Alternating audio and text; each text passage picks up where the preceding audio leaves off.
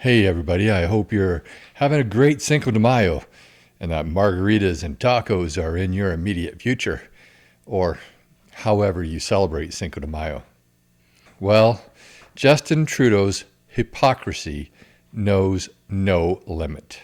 This week, Liberal Member of Parliament Pam DAMOFF announced that she will not be seeking re-election in 2025. She says that since her election in 2015, she has faced misogyny and threats to the point where she doesn't even want to go outside. She also says that the discourse in Parliament has become so toxic that it just isn't for her anymore. You may remember her from being the chair of the committee that recommended the banning of handguns in Canada, thus violating the human rights of over 2 million Canadian citizens.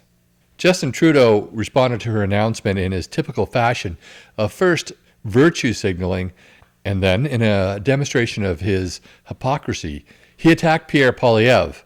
You're going to want to stick around to the end when I discuss the real reasons behind this announcement, which came a year and a half before the election. So right now I'm going to play a clip from CTV where MP DAMOFF explains her reasons, and then I'm going to play a clip from Justin Trudeau and his response. And afterwards, we'll discuss the meaning of all this. Pam, pretty hard to hear what women go through on the job. I'm just wondering for you, what has been the most, I guess, egregious or offensive thing you've experienced?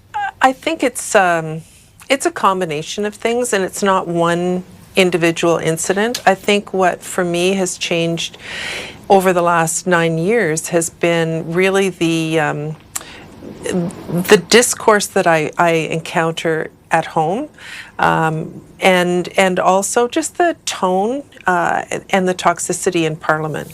But it hasn't been one specific incident. It's just been I've experienced misogyny since I got elected, and that's not new. It's just gotten worse over the years, and the personal threats have definitely increased. Not as bad as some other MPs get it. I'm not, other people have it worse than I do, but it's gotten a lot worse, and it's just not for me. Increased number of threats against MPs. What level of responsibility do you take for the toxic atmosphere facing parliamentarians, and what will you do to lower the temperature?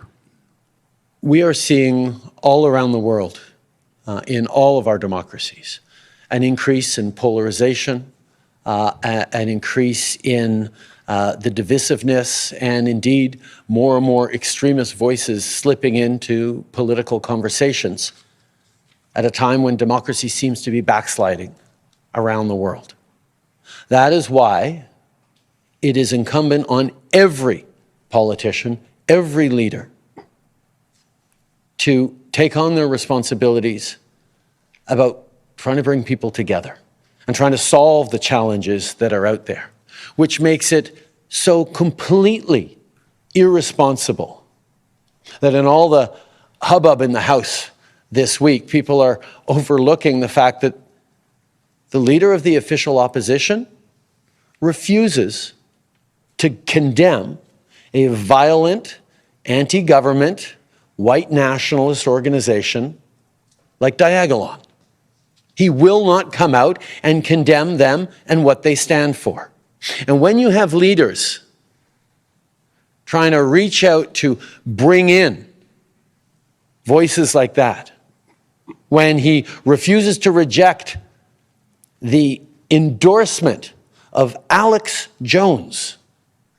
So why do you think that MP DAMOFF made this announcement now? And if she is feeling so threatened, why is she staying on until the next election? Why isn't she resigning now? That would seem to make a lot more sense. We'll discuss what's really going on after the next clip, and I think that you will find it intriguing. Jeremy MacKenZie is head of the alleged group Diagolon.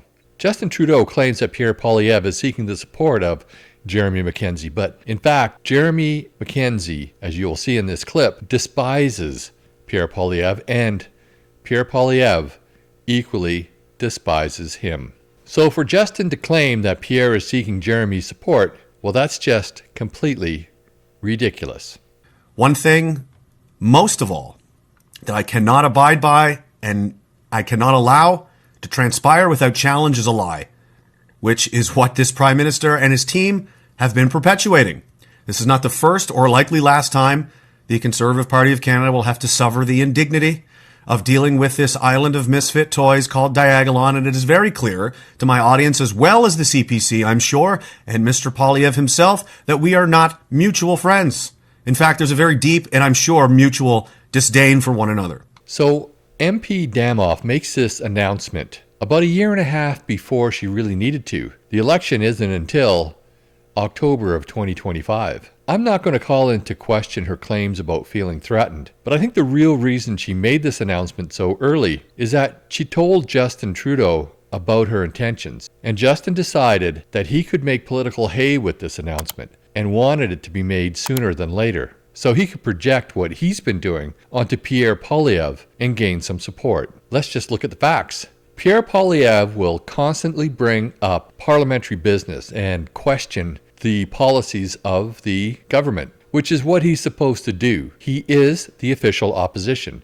He is supposed to hold the governing party to account. But every time he does that, the Liberals never answer, and they always deflect. And in their deflection, recently they have been calling into question Pierre Poilievre's character. He has very correctly not obliged them. He has not taken the bait. He's not dignifying their accusations with a response. But yet they keep it up. And the refusal to answer obviously got under his skin last week. And as a result, the Speaker expelled him from the House for a day. Trudeau and the Liberals know that Pierre Poilievre is not affiliated with Diagolon or Alex Jones. They're just doing this to divert attention from their own failed wacko policies.